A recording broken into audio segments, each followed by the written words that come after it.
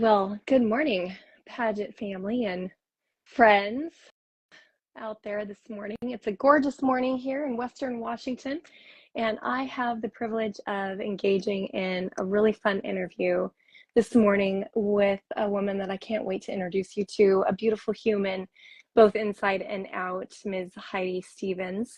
But before I bring Heidi on, I just wanted to mention a few things that maybe we haven't talked about here before. And I want to talk about this because Heidi is not typically the interview that I would be doing. Normally, I would interview women out of the Miss America organization, Teen or Miss. And this morning, good morning, Good gorgeous, we morning. have a Mrs. contestant joining us this morning. So for those of you who aren't aware, again, my name is Breann Parriott Gray, and I'm a former Miss America girl, but I was also a Miss USA girl, and I was a festival queen. Had a lot of success in pageantry when I was in my early 20s, and love it, love it. I feel like it's the most useful education that a woman can acquire outside of an academic setting. And not only that, but it also promotes academia as well as career pursuits. And I just think that that's super valuable for every walk of life. I see Heidi, you're nodding. You know what I'm talking about. Oh, yes. And you know, the reason that I do this is because there's not enough time to get to know the amazing women who participate in pageantry. We see such a brief snippet of them. If you're a judge, you get that interview time. The audience only gets it during onstage question, and then we only get the show. And the show, you might have a grand total of maybe 7 to 10 minutes on stage if you're lucky, depending on the way that the production has been prepared. So I started doing these interviews on YouTube because I think that this is the most valuable way to be able to share your unique story, the stories of other women, and give the pageant family an opportunity to really get to know the interesting things that you have going on in your life, the reason that you would choose a pageant of all the things to pursue success through, and find that as a vehicle to pursue greater things in your life. So that's why we're here. In addition to that, I went from pageant girl to pageant coach to career woman to wife and mother. And for me now, this is an opportunity to both give back, to continue to mentor and to coach women so that they can learn. And this is a practice opportunity, right, for learning speaking and communication skills, which are invaluable in pageant competition.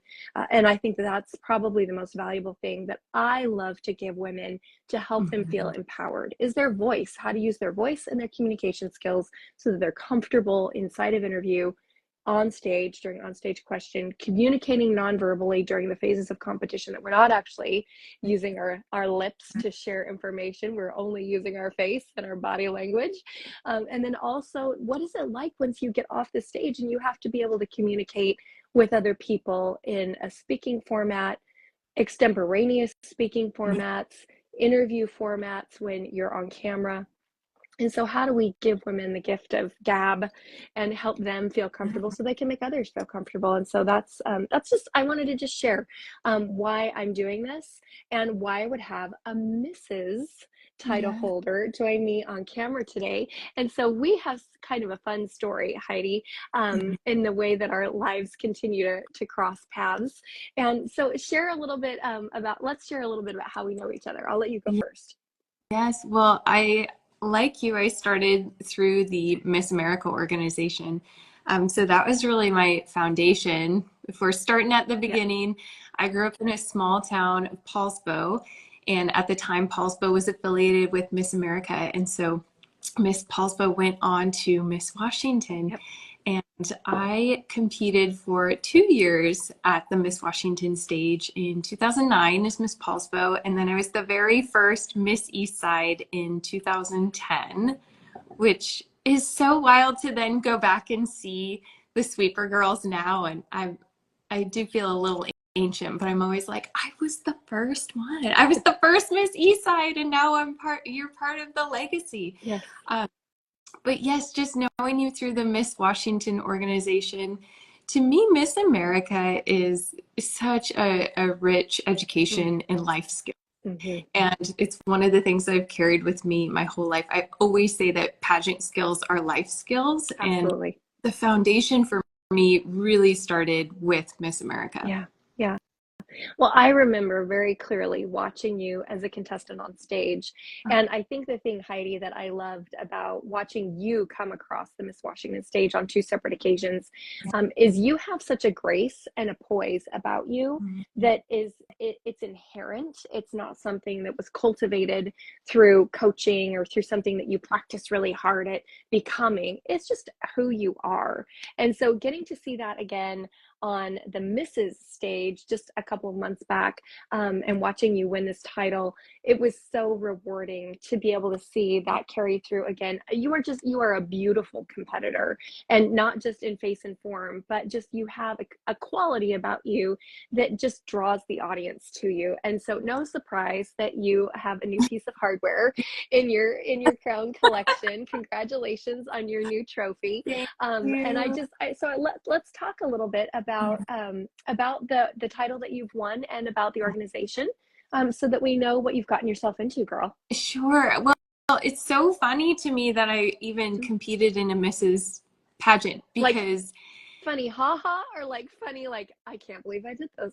I can't believe I did it because as of a year ago, I swear I didn't even know they existed, which Ah, can't be true because I have close friends. Deidre Murphy was a yes, Mrs. Washington yes, America 2017. I crowned her when she was, I crowned, when I was my outgoing year as Miss Eastside, I crowned her as Miss Columbia Basin. And so fun. I know her through Miss America.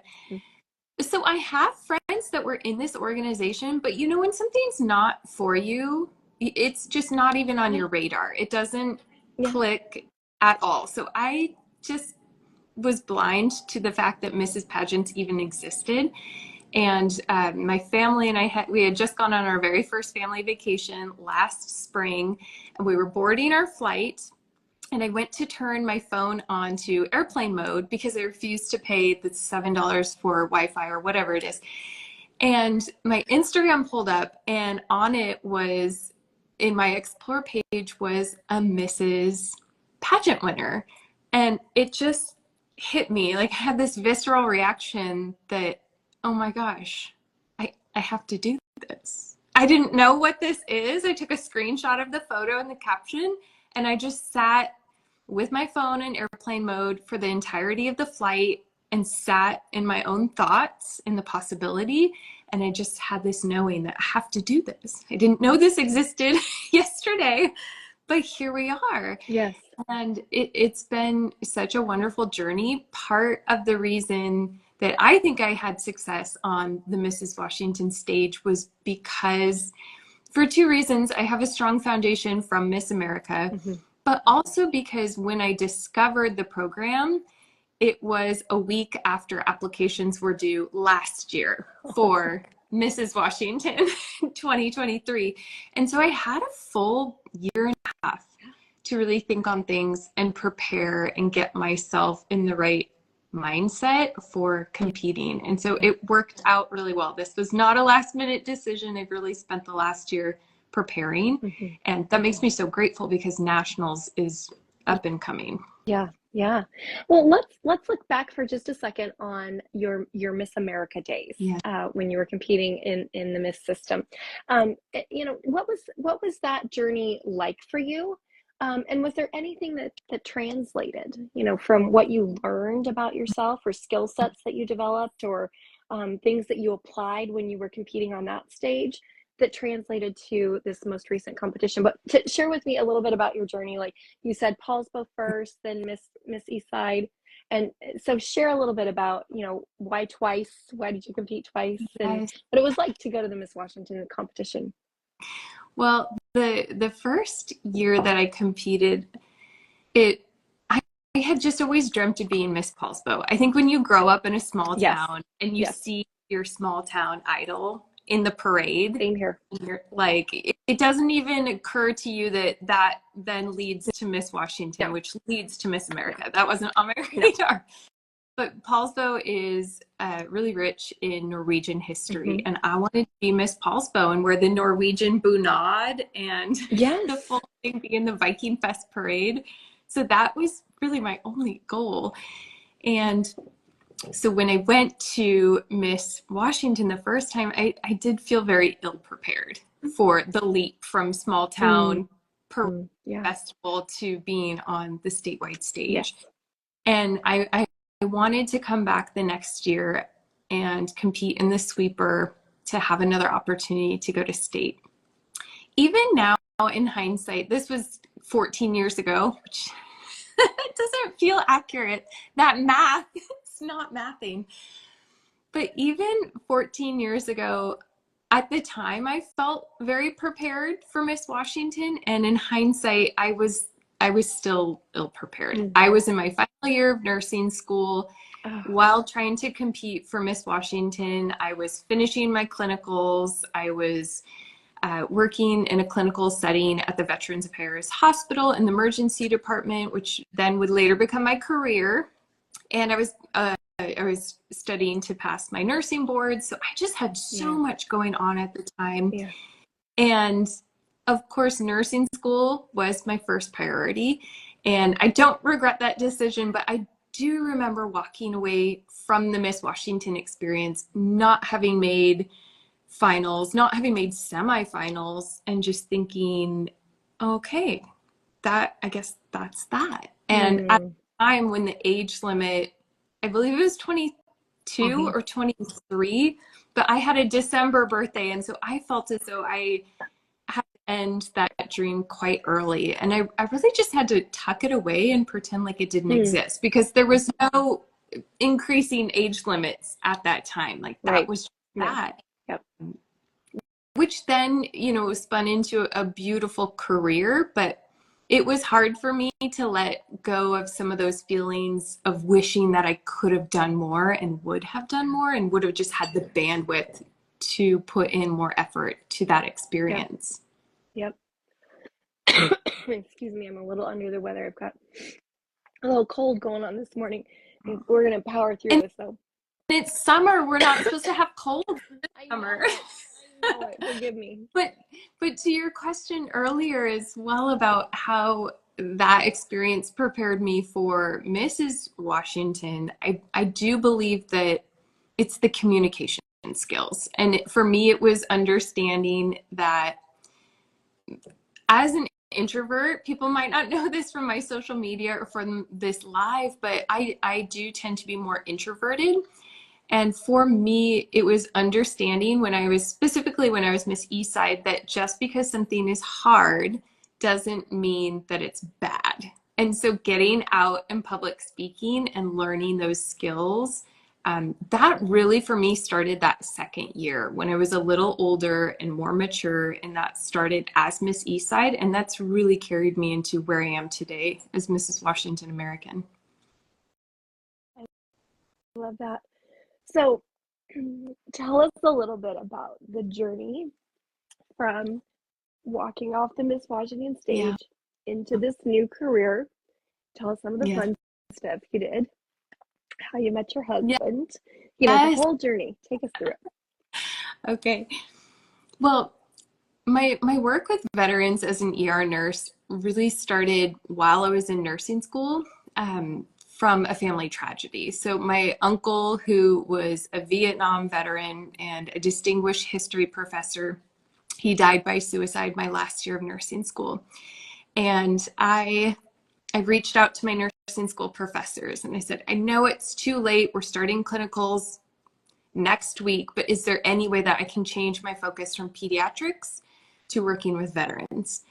And she understood the situation. She said, absolutely. And so I started that next week at the Veterans Affairs Hospital. I worked in their psych department and then in the emergency department. And I just never left. I fell in love with this population of people who have served our country. And I myself did not have what it takes to serve our country, but I saw this as an extension of that in a way that I could serve those who had served.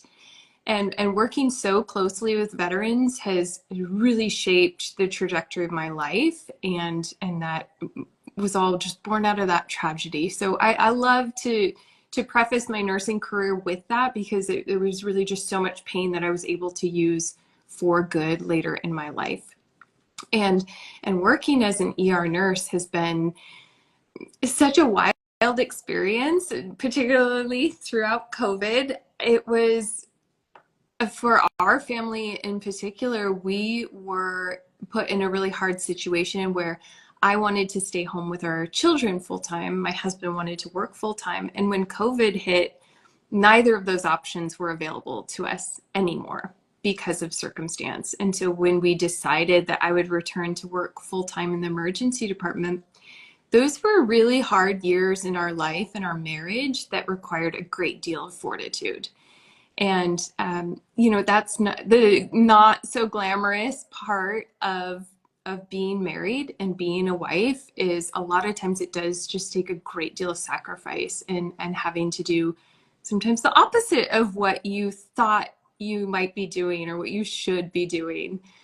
And now I look back on those experiences and I feel as though they've just really prepared me so well for my future, and this experience of going to nationals, because there's something about working in the ER. It's like, if you can handle a day in the ER, I feel like I can handle a national experience with a pageant. It just helps you to triage things in your mind a little better.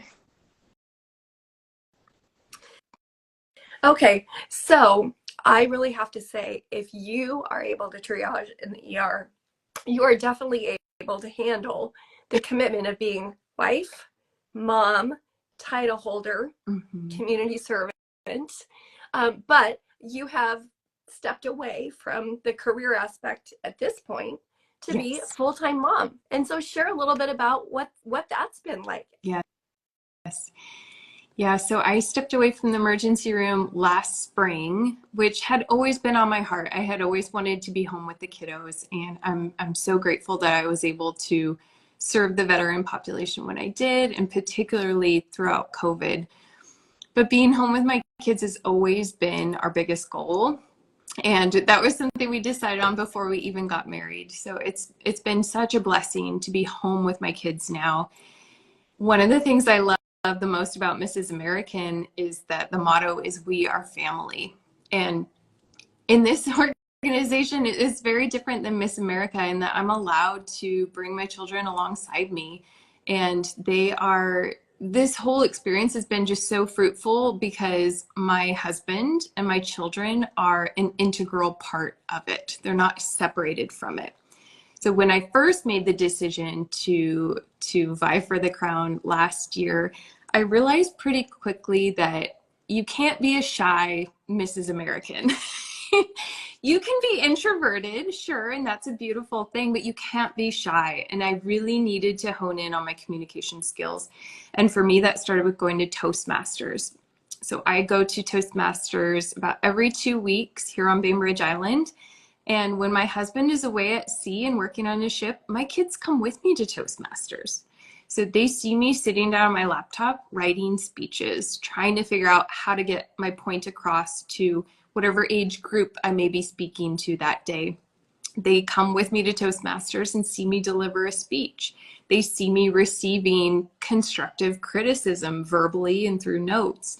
They see me working on all of those things. It's been such a beautiful experience to have those stretching times as a mom and have my children bear witness to all of those things. And that's one of the reasons I'm so excited about Mrs. Pageantry, is that I just get to bring my kids alongside me in this really beautiful journey. So you have an amazing Instagram account. If anyone hasn't taken the time to peruse your beautiful life, you have what appears to be an absolutely idyllic existence, island living, right? Yes. 2 darling children. But truly, as a wife and a mom, you've had some hard stuff that you've had to go through Mhm. in order to create and to be this pillar for your family, in order to create this environment where your children are thriving, where your marriage is thriving, where you as a mom and a wife who I mean is living really a distance a relationship because of Yes. your husband's travel schedule. And that's hard. There are a lot of hard things that go into making all of that happen. So share a little bit about how you have processed through those Mhm. challenges and the decisions that you've made that have created success for you in those areas. Mhm. Perhaps the biggest decision that my husband and I made together was to not have a TV. The biggest decision that's had the biggest impact on our family life and our kids' lives. So we don't have a TV. We don't have a gaming console. Our children, I have an 8-year-old son and my daughter is just about 7. They don't have phones and social media. And of course, they're still very young, but they won't for a very long time. These decisions that we made together to really prioritize intentional family time have been paramount. And it's also paramount in how I process being on my own. And when my husband's away at sea and it's just the kids and I, that often means my phone's in airplane mode and it's away. The children are my main focus, the house, the garden. That really helps me to stay centered. Otherwise, there's just too much noise. There's too much noise coming in, and it's easy to get sucked into everything that's going on outside of the walls of our home, when really I see the work that I do within the 4 walls of our home to be of the utmost importance in my life. So maybe that comes down to triaging again. It's the ER nurse in me, and I've got to prioritize things and I triage things, and the children, my family, and keeping us all together is really paramount. So what is probably your favorite activity that you get to enjoy with your kiddos? I love to bring them alongside me too, in the garden and in the kitchen, because those are two of my greatest loves. Mm. Being outside in the garden and cultivating beauty, understanding the patience that is required to grow a garden, to plant a seed faithfully and wait for weeks, if not months, sometimes years, to see fruit from that seed. There's so many intangibles with gardening, but patience is of the utmost when you are a gardener. And I want my children to understand where food comes from and how much work is required to grow your own food. And that's also why I love to bring them into the kitchen with me. And when we're baking, baking is math and it's measurement. It's understanding these bigger concepts that a worksheet can't necessarily teach us in the same way. So I love to teach my kids life skills, and they just come alongside with me and do those things with me. And I hope that they'll become part of their lives, because that's not how I grew up. I grew up eating fast food and Stouffer's lasagna, and I had no idea how to cook until I was a wife and a mother. And my husband was looking to me to cook dinner, and I'm like, well, you're older. You should do it. And I want my children to, both of them, to grow up understanding how to prepare a meal and what it means to run a household and to have everybody help out. So those are all really important things in our family. I think that's invaluable. So knowing that, you're at the center of all of this that goes on in the home, and you get this wild hair that you're going to go compete for a Mrs. Pageant. I know, right? Which I mean, okay, so what was that announcement like to the family? Yes. And what was the response? And how did that change things for you? Because maybe when you're used to being, hands in the dirt in the garden and, hair up in a messy bun on a daily basis, and not that all of that has changed, but there's a certain level of shift when you start thinking about purchasing evening gowns and going around the community and making appearances, and mom's got to go get her nails done, Yes. and, all the things, right? So what was that like when you decided and shared that with the family? And then what shifts had to happen in order for you to be successful within the family? Yeah. I'll never forget when I first told my husband, we were laying in bed and I was like, okay, are you ready? I have an announcement. I was like, I'm going to run for Mrs. Washington. And he was just like, you're crazy. What are you even talking about? I mean, he didn't even know this existed. And granted, I didn't a few days before that conversation either. And we talked it through for probably about an hour. And he was like, okay, like, let's do this. If this is what you want to do, let's do this. And I have the good fortune of having an incredibly uplifting and supportive husband. He's a very practical man, though. So pageantry to him is still very foreign. He's like, why this though? And I think for people who are outside of the pageant world looking in, it can be hard to explain. I think the common misconception is that pageants are degrading, right? The pageants degrade women. And I think most of us who have been in pageants would agree it's quite the opposite experience. It's uplifting, it's empowering. And it wasn't until my husband came with me to one of my first appearances and he saw me give a presentation and work the room that he was convinced. He was like, I've never seen that Heidi, because that Heidi doesn't have to come out at home, right? I have my own microphone at home in front of my husband and my children when I'm talking with them and I'm teaching them things. And it's very different than when I'm behind a microphone presenting to a group. But that really convinced him that this was a worthwhile endeavor. I do still struggle with the polished look of pageantry and how to incorporate that into my daily life, because I'm a mom. I'm often momming on my own while my husband is at sea. And so I have a son, I have a daughter. I don't have time to get my nails done every 2 weeks. And I suppose I could make the time, but it's just not a priority for me. So I actually was talking to my dear friend Brittany Henry, who's a former Miss Washington, about this. And I remember asking her, do you think it matters if I don't have fake nails at the pageant? And she was like, no one is looking that close, because I bake bread and I'm digging in the dirt. And so I really did just have to make that. I know that's not a crazy decision to decide to not have fake nails at a pageant, but making those decisions of how does this fit into my life and what works for me, and how can I really just own that this is part of who I am and embrace that and not be worried that I'm the only girl that doesn't have fake nails. Because sure enough, nobody was looking that closely. You're absolutely right. And again, Heidi, you just carry such a presence on stage, and certainly everyone was looking at your posture, your carriage, your beauty, your selflessness. Just it's just a joy to watch you walk across any stage. But it's certainly not worried about what kind of nails you had on, right?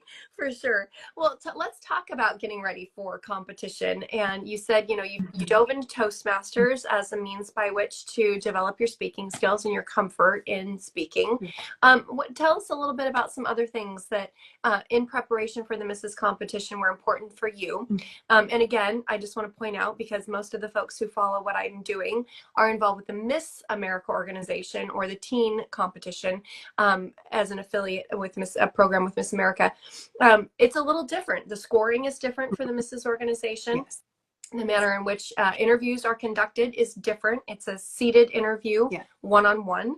And so talk about some of the differences and how you prepared for those various competition phases. Yes.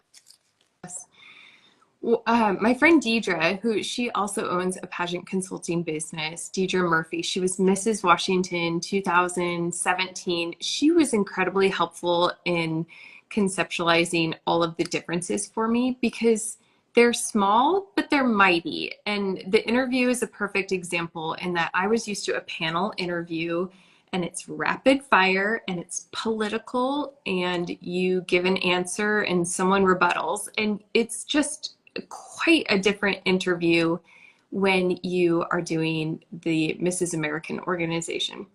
So it's a round robin style interview. You sit down with each judge face to face, and you have 4 minutes with that judge, which goes very fast. But my experience, at least in the Mrs. Washington interview room, was it was very warm and conversational. It was tell me about your family, and why do you want to be Mrs. Washington, and what is your plan, and what was it like to be an ER nurse during COVID? It was not about the Middle East or anything that really required these like politically heated discussions. It was not that. And I found that that was probably my most favorite area of competition, was just the one-on-one interview, because it was so conversational and normal. There's no talent in Mrs. American. We do interview, and then the next day we competed in swimsuit and evening gown and onstage question. And another big difference with Mrs. American is that it's all right for you to wear a sexier gown, but it's not all right to have too sexy of a swimsuit walk. There are these little subtle differences when it's just a more delicate situation. We are married women, and there's a certain level of composure that the organization wants to see, rightfully so, on stage. And so finding out all those differences was really helpful to me. But I will say that not having to prepare a talent made this entire experience feel a lot more simple than when I was 22 and trying to compete for Miss Washington. And I had political questions to consider and a talent to consider. And there was just, it felt as though so much more going on in my life. So I was really able to focus in on a few areas and hone in on them really carefully through this whole experience. And I liked that. I liked feeling as though I could master these certain areas instead of having 7 things I needed to be working on all at once. As a wife and a mother, I'm already doing that. So it was nice to just have it be really the 3 areas of competition. So the Mrs. organization, similar to Miss Competitions, also has a service initiative, a platform. And so share a little bit about your platform, how you chose it, and the work that you're doing with it, and have, going forward, but work that you've already done as well. Mm-hmm. It's so funny to think of choosing a platform, because my platform really does just feel like my lifestyle. And I think that coming from Pageants before, those are the platforms that work the best. When it's something you truly have a heart for, that you would be doing with or without pageantry. And mine was really born from my 10-year career as an ER nurse. And particularly throughout COVID, having this experience of seeing sick people get a lot sicker, and generally speaking, healthy people managing just fine. And it really spurred this desire in me to understand more about preventative medicine and how to take better care of myself and better care of my husband and my kids. Because as the matriarch in my family, I set the tone for health for my husband and my children. That's my role, and that's my doing. And it's of incredible importance to me to cook whole, real, nutritious meals for my family. Again, not how I grew up. So this was a learning process for me. But when I looked at patients that I saw in the emergency department who were making themselves sick inadvertently, a lot of it came down to just 3 really basic things that almost feel too simple to mention, but they're really all I mentioned anymore. It's real, whole, nutritious foods, it's getting enough exercise, and it's getting enough sleep. It's those 3 fundamentals. And often when I go to speak with groups, I tell them, we're going to be talking about these basic things. If you feel like you already know this and you've got this, hear it again, because the important things are often what we miss. And I know that from personal experience, and they're often what bears repeating. So when I'm speaking with different groups, I have a few different speeches that I've written that cater to different ages. When I'm talking with children about what it means to eat healthy, we're talking about all the colors of the rainbow. How can you get all colors of the rainbow into your bellies throughout the day? What does that look like? We're talking about how when mom and dad tuck you in at night, that's like them giving you this gift of a good night's sleep to have a better tomorrow. And you need to try to your best to get to sleep right then. It's just these little things.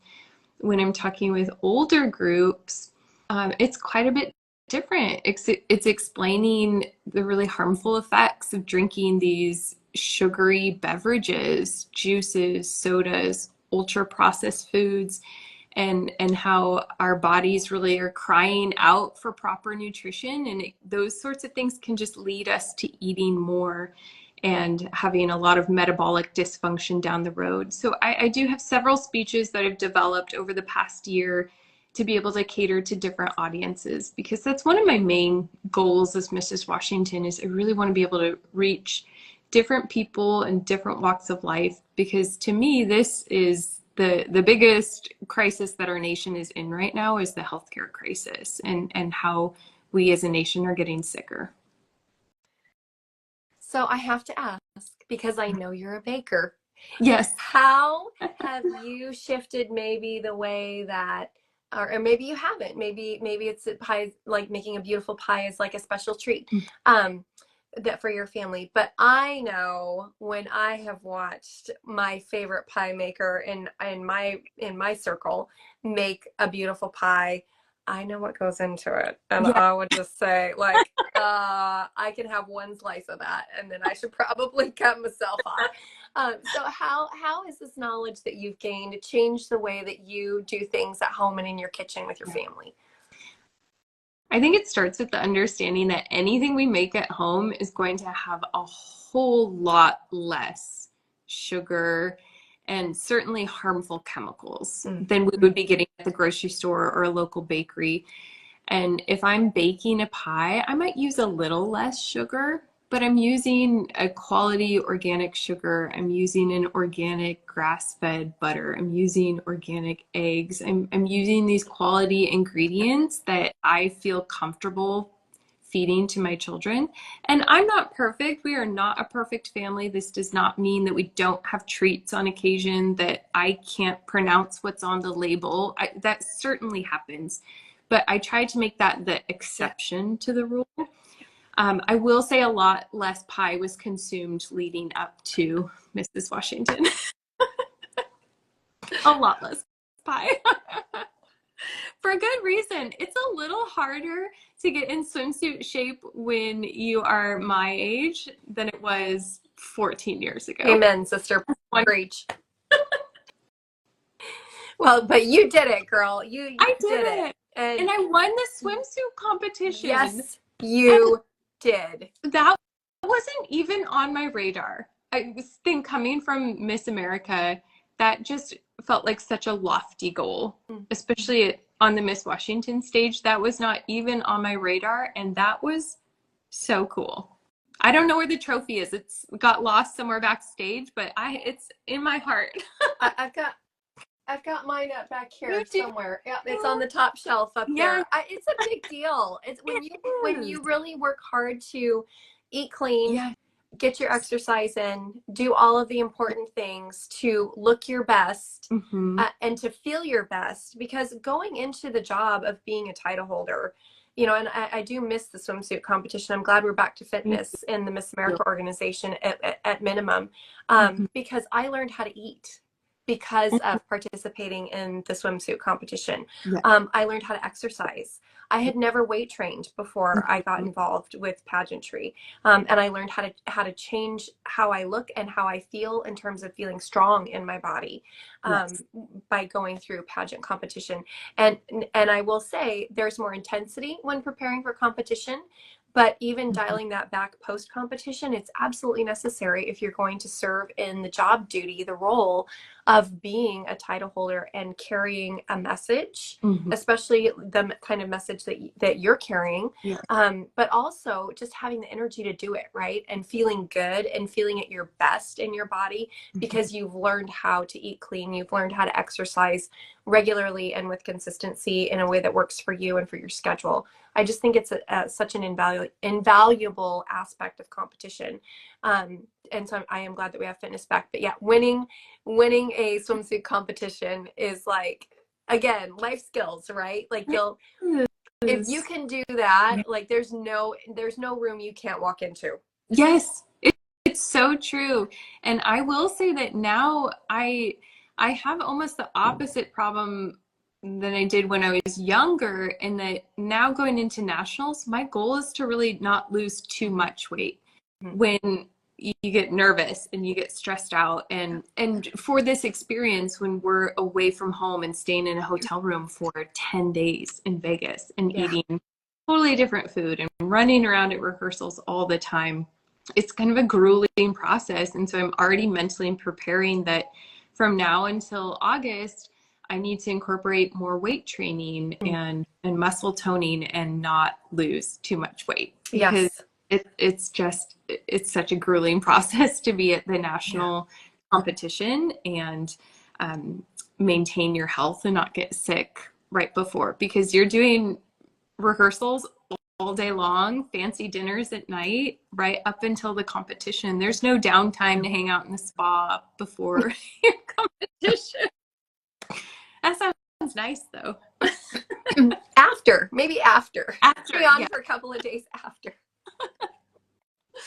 No, I'm sure you'll be ready to get home after that whole experience. But let's talk about the upcoming national competition for a moment.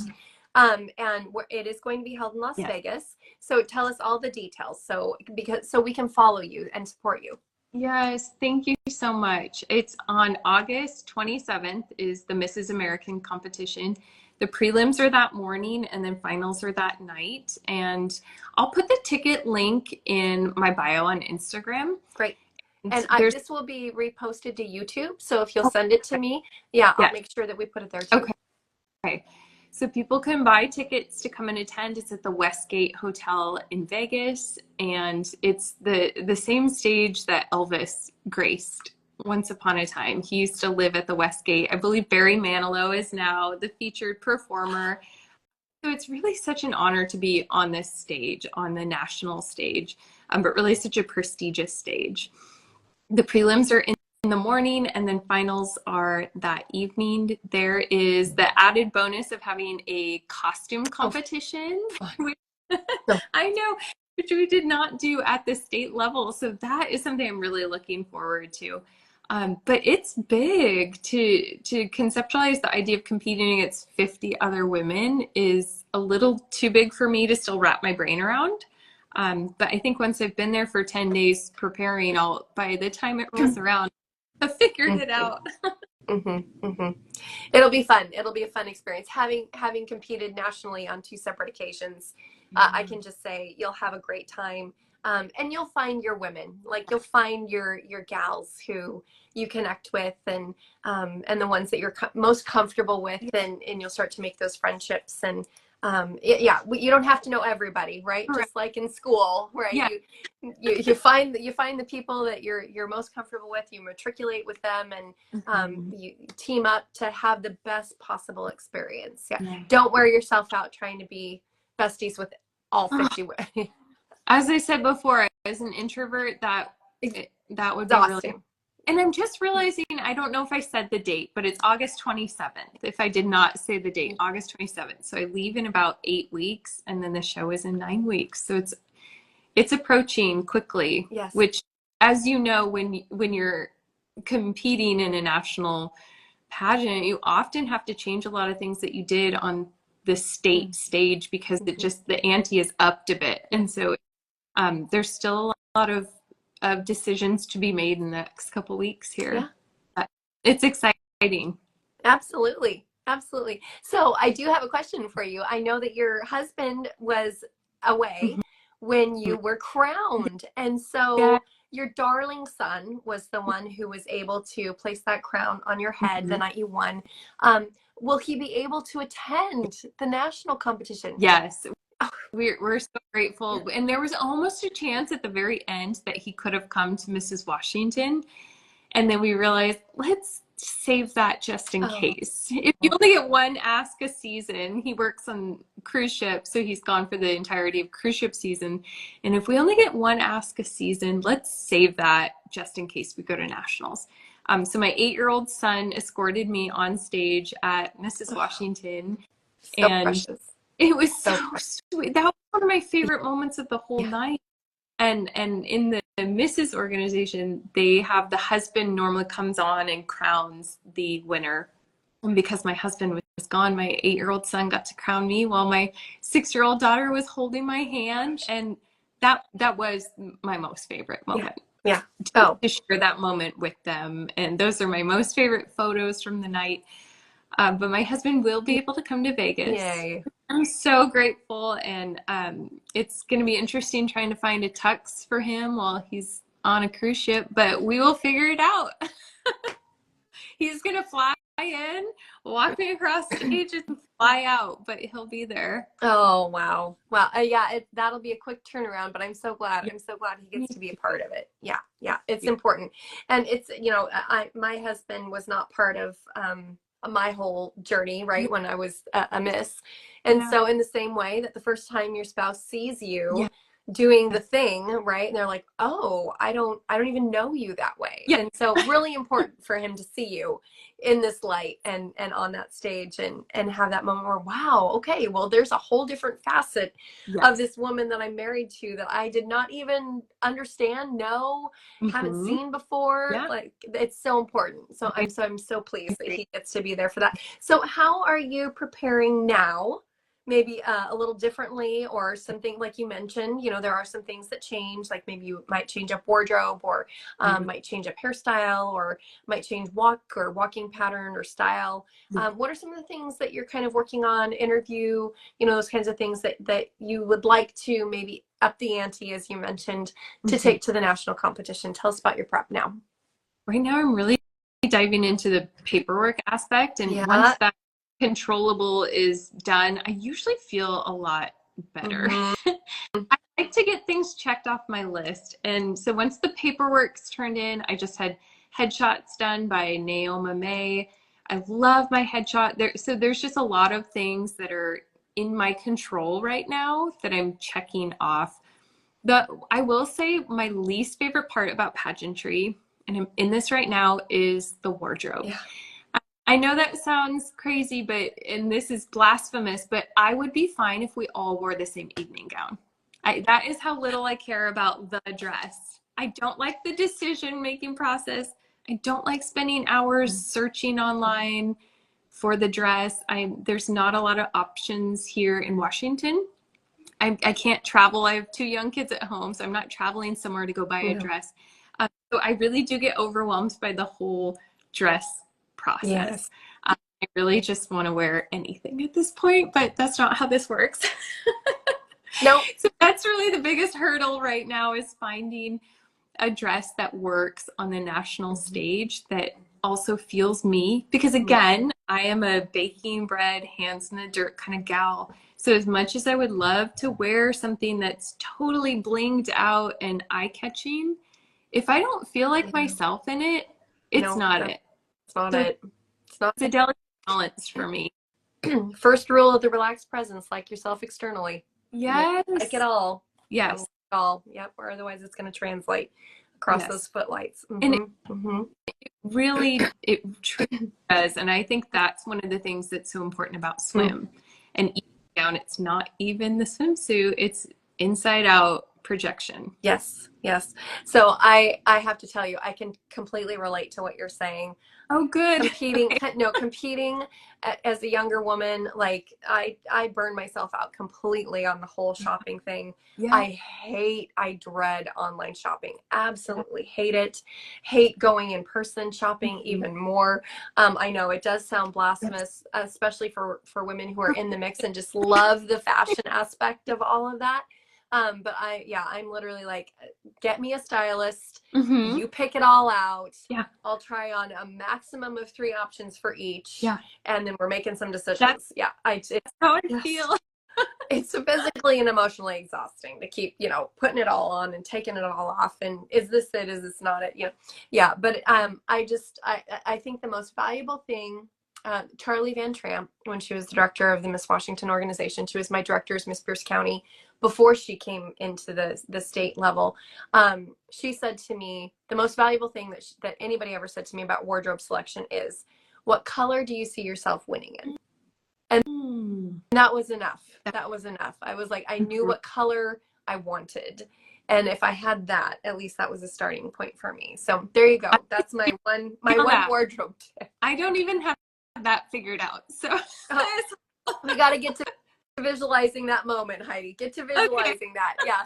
Manifest it. Then it'll come. And just share a little bit, and then this will be the last question that I ask you, unless there's anything else that you'd like to bring up and make sure we talk about today. But how are you feeling? How are you feeling about nationals? I mean, I know it can feel a little bit overwhelming, and I liked what you just said. You said you're controlling the controllable, which is the paperwork, because we know that there are aberrations in the process. Once you hop on an airplane and make your way to Las Vegas, you saw that happen at the state pageant. There was that moment where, something was awry on the judge's paperwork, and the auditor sent it back, and it took a good bit to make sure that everything was checked, double checked, and rechecked. And you ladies were out there for a long time, and just having 25 minutes. Oh my, it was, if it felt long to the audience, I'm sure it felt even longer to you, but we were all sweating on your behalf. It was a long time. And so, those are just some of the things that happen as we go through the pageant experience. There's uncontrollables that we have to work our way through, maintain our composure, and focus on what we can control, not putting pressure on ourselves, not worried about the judgments that people are making on us. We're just in the moment. And so share a little bit about, sort of how you're preparing now, with regard to focus and mindset, and how you're feeling about upping that ante going to the national. It's interesting. I feel less pressure going to nationals than I did for the state competition. Okay. And I think it's because that whole experience at the state competition, there was this period of time where we were, I believe it, now I can't even remember correctly because I thought I was just going to pass out. But there was either 6 or 3 of us all on stage, standing on stage in our evening gowns and our 6-inch heels for 25, 30 minutes, being composed. And it just felt like, wow, but am I ready for nationals now? Like I feel like I've had this challenging situation, and to her credit, our director, Kama Montermini, really structures she's incredible. And she really structures the pageant to be very similar to nationals, which not every state does. That's probably true in Miss America, but in Mrs., it's kind of up to the director of each state. And she had interviews the same. We had 2 onstage questions. It was just a very similar format, where there are some women who are going to go to the national competition who are at-large title holders, who were appointed Mrs. State American. And I do feel this sense of calm having been through that experience, that harrowing experience. And I just feel as though, I'm a person of faith. And so I believe with my whole heart that it's already done. And I just have to show up and be myself and trust in my preparations. And you have been instrumental in reminding me that, because it can feel really lofty if we don't stay centered. And it's odd to me, but I do feel more at peace going into nationals than I ever did for the state competition. And I'm just going to lean on that and really keep things status quo, keep doing what I've been doing this whole time, really keeping my kids at the center of it all, and making sure that nothing's getting out of hand in any aspect of my life, because I am solo parenting. But I will say too that one of the things that Miss America taught me so beautifully is this concept of flexible and gracious. And if that is not the perfect saying for any system, I mean, you just have to be able to roll with the punches, because that's what the queen does. Yep. So true. So true. Well, is there anything else that I haven't asked you about that you wanted to make sure that we talked about today? No, this was so fun. I'm just so excited. This was actually my first live I've ever done, which is funny because I love to create social media content, but I have never done a live. So this was such a blast. And I have to thank you for really being paramount in helping me really formulate the concepts of onstage question. Before I had my competition, we had a talk about that and how that is different from interview. And yet you're speaking to this larger audience and really trying to find a way to connect with them in such a brief time. And that was really instrumental, because when we were on stage at Mrs. Washington, we had 15 seconds to answer our question. And I don't know if anybody's ever timed themselves talking for 15 seconds, but it's brief. Very. You have a brief moment to make an impact. And I just love your method of talking about feelings and emotions, and really finding ways to connect with people in such a succinct way. Absolutely. Well, it was a joy for me, Heidi, to get to reconnect with you before you competed and be able to help a little bit in some small way before you took the competition stage. And I really enjoyed our time together with that. But this has been delightful. And I'm so glad that I was able to showcase you in this way, because not only do I want to promote this opportunity for other married women who are interested in competing in a Mrs. organization and a Mrs. journey, which is very different than a Miss competition, even though Miss USA has now opened the option for married women to participate. It's different. It's different. It does not offer the same kind of family feel, right, for a married woman or a mother of children. And so this is just a really cool opportunity for women. But also, I really wanted to allow folks to see how cool it is to go through competition as a Miss or as a teen in the Miss America organization and not achieve what you had hoped, right? Yes. And to leave the stage thinking, as you mentioned, this is the end of the era for me. I'm all done. And now I've got to figure out how to move on with my life. And I'm disappointed that I don't get to do any more of this. Yes. And it was 14 years before you felt the call to come back to it. It wasn't like you wrapped up Miss competition and you were like, all right, got to go find me a husband. No. And get back on the stage, you know.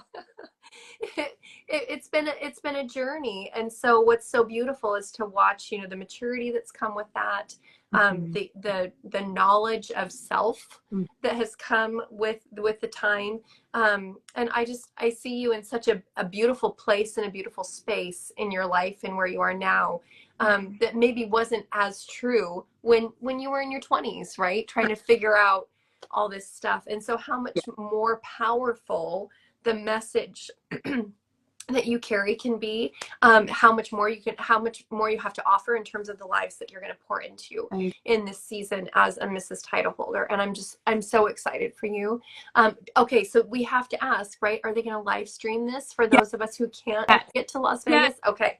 Yes, there will be a live stream, and I don't have the link for that yet, but August 27th, prelims in the morning and finals at night. I believe they will both be live streamed, but I will be sure to send you links as soon as I have them. Okay, perfect. And if we want to look it up through the organization's website, how would we find that? I believe it's just Mrs. American. I'm going to have to send you the link. I don't know if it's or official, but I can find that as well. And it's such a whirlwind experience to be going to nationals, because there's going to be 3 different competitions. There's a Miss, there's a Mrs. America, and there's a Mrs. American. And so it's I will be on August 27th. So, and fly out August 19th.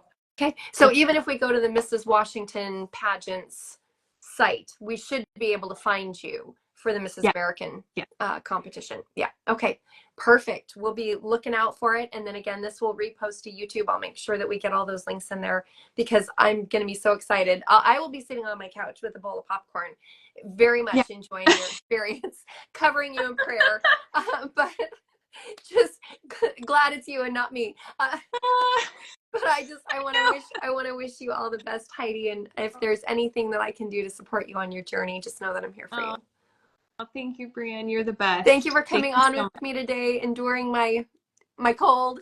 And I can't wait to catch up with you again soon. Maybe we can do this after you've won your national title. That's right. I'll see you next time as Mrs. American. I love it. I love it. All right.